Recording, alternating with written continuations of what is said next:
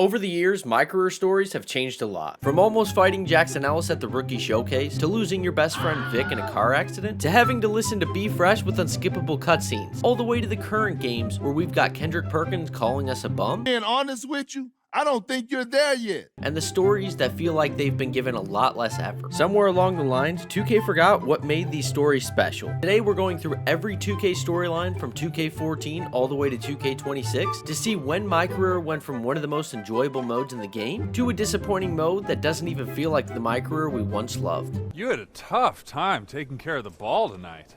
Why? Don't talk anymore. First up, we got 2K14. 2K14 on Next Gen was the first time Mycareer gave us cutscenes. And no, I'm not counting those awkward GM meetings in 2K13 because these cutscenes actually told a story. This year, you had your childhood friend acting as your agent, and somehow he manages to get you a spot in the rookie showcase. BAM!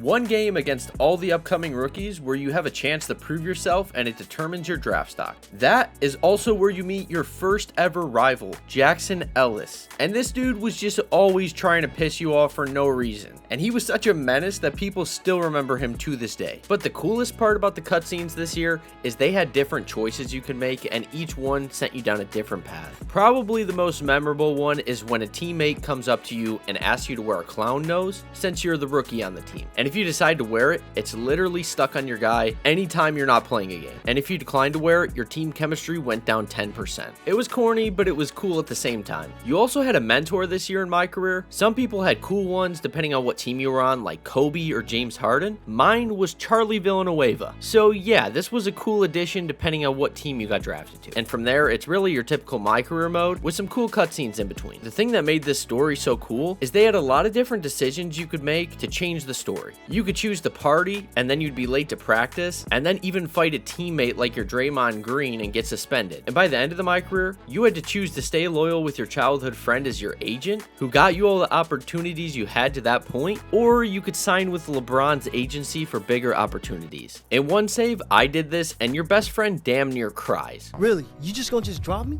Just like that? But hey, LeBron's agency and the new agent gave you a new free watch. 2K14 wasn't the most advanced story, but it was dynamic, it gave you drama, and it changed Mycareer for every game going forward. Yeah, man, what's up? We done?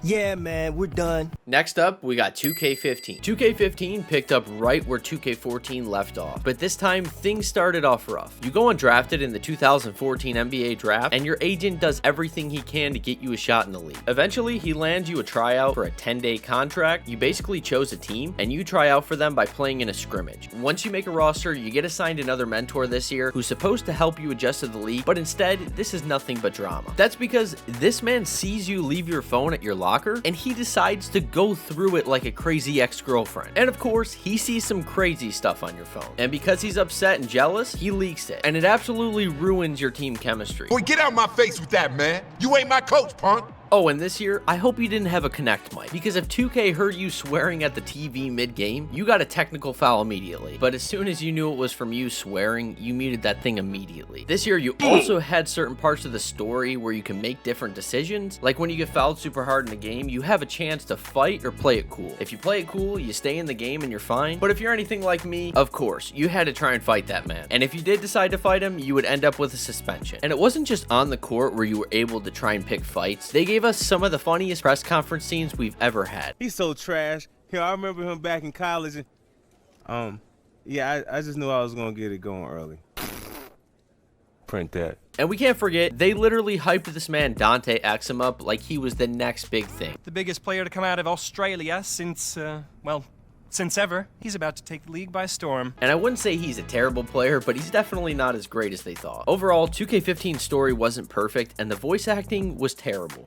And the result will take care of themselves. Remember that, and you will be fine, okay? Bruh. But it honestly kept things interesting, still giving you drama, choices, and personality. And that brings us to 2K16. 2K16 was when 2K turned Mycareer into a movie directed by Spike Lee. You play as one of the worst names of all time, Frequency Vibrations. or freak. But thankfully, this was a great year for Mycareer because it was the first time ever they added where you could play through high school, then college for a year, and then get drafted. And it was also cool because unlike nowadays, if you played well enough, you could actually be the first pick in the draft. You weren't just scripted to go to certain teams based on the 2K story. This year, the story still worked wherever you got drafted. They also added connections as a new way to get rewards in Mycareer, and some of these connections were just straight up hilarious. Like they had you going on a hot air balloon ride with Chris Bosh. And I mess with Chris Bosh, but back in the day, that man definitely had some questionable moments. And we can't mention the connections without bringing up the reward that everybody wanted, the Terminal 23 Mycore. And that was what you got when you built a connection with Michael Jordan. This story is also remembered for your so-called best friend, Vic Van Lier, and this dude was an absolute menace. I mean, he even has a scene where he's secretly trying to film your sister walking in front of you at the game. Hey, see.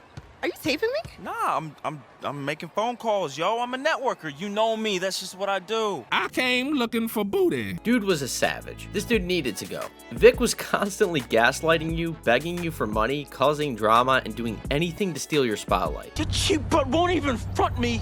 The Skrilla I need the back. Basquiat mixtape, yo. This man even tried to become a rapper. He asks you for money, locks you in the car, and forces you to listen to his trash mixtape. But if you hear it, it will make your ears bleed. Like I said, this man needed to go. You eventually get tired of him taking advantage of you and get into a fight. You got everything, don't you, freak? What do I have? Nothing. And I got nothing. You got all this because of me. And right after that, let me borrow this here ride, man. and that is when you get the call that Vic died in a car crash running from the cops. Put Vic on the phone. I can't do that, sir. 2K16 gave us the most drama we'd ever seen to this point and gave us a lot of brand new additions like high school and college. And it also made us wonder, what if Vic never borrowed your car? Where would he be today? Either way, this is one of the best stories we've ever had in 2K, and it kind of makes you wonder for the newer games, what happened? And next up, we have 2K17. 2K17 is when 2K tried another direction for Mycareer. Hello? Hello? Is this the president of basketball? You played as Prez, short for President of Basketball, which honestly might be worse than Frequency Vibrations. I don't know where they get some of these names. You start off in college, playing your way into the NBA draft, and once you make the league, the story really starts. And this year's story didn't just focus on you, it was centered around you and Justice Young, aka Michael B. Jordan. The story had him drafted to whatever team ended up drafting you, and then you guys start taking over the league together. And of all nicknames for a great duo, they decided to go with the name Orange Juice. It didn't make much sense, but it worked. That fresh squeeze? Fresh squeeze orange juice? Once you got your chemistry high enough, you'd be able to activate the Orange Juice Takeover. That's where you could literally just use both players while it's active. And this was an absolute cheat code for badge grinding, because that man was an easy assist every single time. And to be honest, it was one of the best parts of Mycareer this year. And like always, 2K had to throw some drama in there. I'm a professional basketball player, so wherever they pay me to play, that's where I'm going to play. So at the end of the first season, Justice randomly leaves your team, which basically turns your best friend into your rival out of nowhere. Why, man? We're a duo. Because it's a business, man. But then there's Denver Levens, your other teammate who joins after the draft. Oh, they're hazing me now. Here it goes. It's time to haze Yo, Denver, Denver. we're right here. Right here. This dude came up straight out of the D League, or what we know as the G League. He barely got minutes, but always was in the locker room cracking jokes and calling himself the pulp to the orange juice. Uh-oh, here come the pulp. I'm the pulp, right? Nah, no pulp. I like the effort, though. And honestly, you either loved or hated this man, no in between. But this year also brought back connections, and I remember Coach K gave you the jump shot creator. It was cool, but also kind of annoying because like in every 2K game, they had tons of glitches, so sometimes these things would just never pop up. Overall, 2K17's story was pretty good, and the whole orange juice situation was actually pretty fun. And on top of that, they still had plenty of drama and tons of iconic moments, especially that opening cutscene with Kobe. But like I said, this year is mostly remembered for giving us one of the coolest features Mycareer has ever had. USA! USA! Oh, I gotta call my mom. That leads us to the year of Be Fresh, 2K18. 2K18 put us in the shoes of DJ, a street ball hooper trying to make it to the league, and oh yeah, he's also a DJ. You start off in a street ball tournament called the Proving Ground, where you're just trying to get noticed by scouts, and your main rival was ATM. ATM? Is that because your game can only give out $200 at a time? Bruh. And this man, like most other rivals, was the next level of annoying. Hey, man, don't be giving this dude no card. This dude is trash, man. man. But hey, at least we remember him. And before the final game, they announce the rosters and you get picked over him and this man loses his mind. Are you kidding me? Ah! Messed up, man. Hey, give my ball back. And after the game, a scout stops you as you're walking off the court and invites you to a team workout. And this year, that's how you make the NBA. I mean, overall, this doesn't sound too bad yet, but here's where the story was ruined. This year, 2K added the most annoying character in the history of Mycareer. It's happening. It's happening, DJ. And that was Be Fresh. And to make things even worse, you couldn't skip the cutscenes. Hey. Don't have time for this. It made Mycareer almost unplayable after a few games. If you like to Be Fresh, please donate your brain to science because we need to know what's going on in there. But then you also had Shammy Wells. He was your veteran teammate who was supposed to be your mentor, but he ends up turning into your rival after he gets traded. You spend most of your rookie season grinding minutes while he's clowning you the whole time on the bench. Have all them donuts at my locker every day before practice and shoot around. 2K18 was where the story really started to go downhill because they tied everything to the neighborhood and it felt like they made budget cuts in the writing department. And honestly, going from 2K17 to this garbage was just something most people have never forgiven 2K for. Supercalifragilisticexpialidocious. Peace, I gotta go. I ain't no joke. And next up, we have 2K19. In 2K19, get ready to learn Chinese, buddy, because you were so trash they sent your ass to China. This year, you play as AI, not Allen Iverson, this guy. A player who goes undrafted and has to go play overseas in China to eventually get his chance in the NBA. And honestly, this was kind of cool because it was something we've never seen before. You were in China playing for the Shanghai Bears, and the coach was yelling at you in Mandarin. It was honestly pretty wild. And if you remember playing in China this year, you also remember when you went up against a dude with a red mohawk named the Flying Dragon. This dude constantly was giving you problems, always pulling some crazy stuff out of nowhere. Like, I still have nightmares of this guy. But like I said, this stuff worked because it was new, and honestly, anything is better than dealing with Be Fresh again. After you're done in China, you end up in the G League trying to fight your way into the NBA on the Fort Wayne Mad Ants. And that's where you meet one of the biggest scumbags in 2K, Marcus Young. This man was always talking trash and acting like he's the next big thing. I got a family and people counting on me just like you. And of course, he gets called to the NBA before you do. And this year, you also got a girlfriend, but not gonna lie, she kind of looked like Michael Jackson.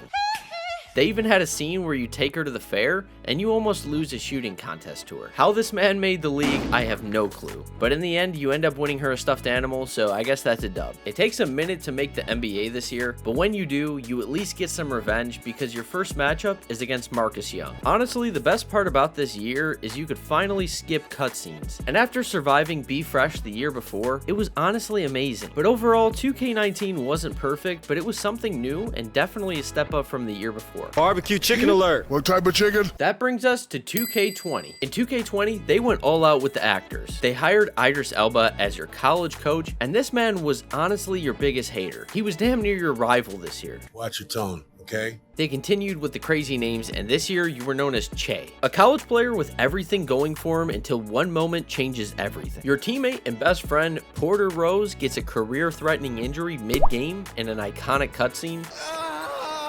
And the team decides to take away his scholarship. And that's where you start protesting by sitting out until you eventually drop out and just go home. Most of the cutscenes in college are you protesting and then fighting with the coach. Excuse me?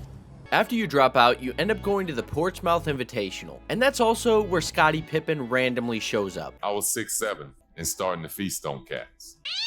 From there, you grind through the draft combine and workouts, trying to make your way into the league. And the whole time you're doing this, the media is still hating on you and milking the protest situation as much as they possibly could. Trying to say you quit on your team and you're a problem in the locker room. A whole bunch of haters. And then after you complete all of that right before the draft, no surprise, 2K literally brings you to Swags to buy a suit for the draft and waste VC. Because honestly, when are you going to wear your suit after the draft? You also end up helping Porter Rose through his whole recovery and help him get back on his feet.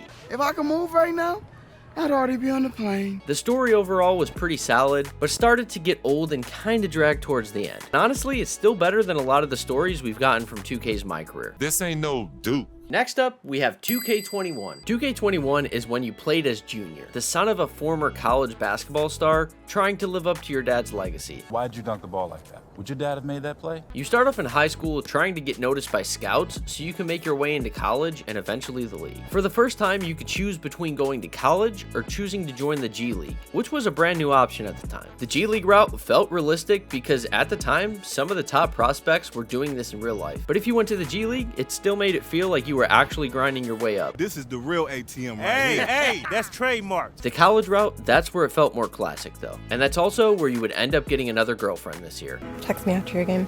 No, I'm not You soft. sure you ain't soft? I'm sure I'm not soft. And it was cool until it wasn't. Because of course, in typical 2K fashion, it doesn't last. In an iconic cutscene, you end up breaking up with her before you even make the league. Why were you ghosting me? I think I need to leave. Yeah, you should.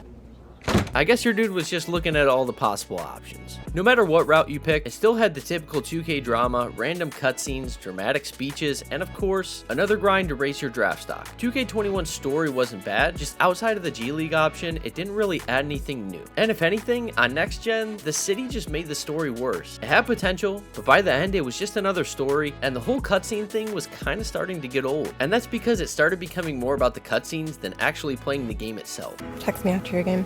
I'm trying to get it, you feel me? When Kendrick Perkins started hating, 2K22. In 2K22, you start off as MP, a viral YouTube hooper who blew up online for highlight reels. But nobody in the league really takes you seriously, and most people see you as a content creator, not an actual NBA prospect. This ain't YouTube, this is the NBA. You've got your best friend Ricky as your manager, trying to build your brand and line up deals. You act like I ain't been networking since kindergarten. Which basically becomes the whole story this year, because instead of focusing on basketball, 2K really had you juggling side hustles like becoming a rapper and a fashion model. It was new, but to be honest, it was way too wild. They had you running around the city doing a whole bunch of random quests when all people wanted to do was really hoop. This year, you can make it to the league through college or the G League, but most players remember this year way more for the off-court stuff than the actual basketball part. That's because in the music storyline, they literally had you recording a diss track. With the second pick in the NBA draft, the Houston Rockets select MP.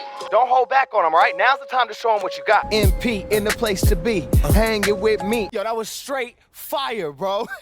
And starting a mini rap career with the game. And at the end of the storyline, you even had a concert with him. In the fashion side of the story, you were walking the runway like you were 2K's next top model. It was ridiculous. But in a weird way, it was kind of funny because how is this in a basketball game? And through all of that, Kendrick Perkins was literally your biggest hater. No matter what you did, you could drop 50, hit a buzzer beater. This man was still calling you a bum. The only clown here is you. But for once, the game actually rewarded you. That's because you got a solid amount of VC for finishing the story. And it wasn't just VC, you also unlocked a brand new apartment with a zip line that took you straight into the park. And that honestly was pretty cool. Overall, 2K22 wasn't the most serious story, but it was definitely one people remember, mostly because it was so wild that all of this was happening in a basketball game. Not about the game, all about the fame.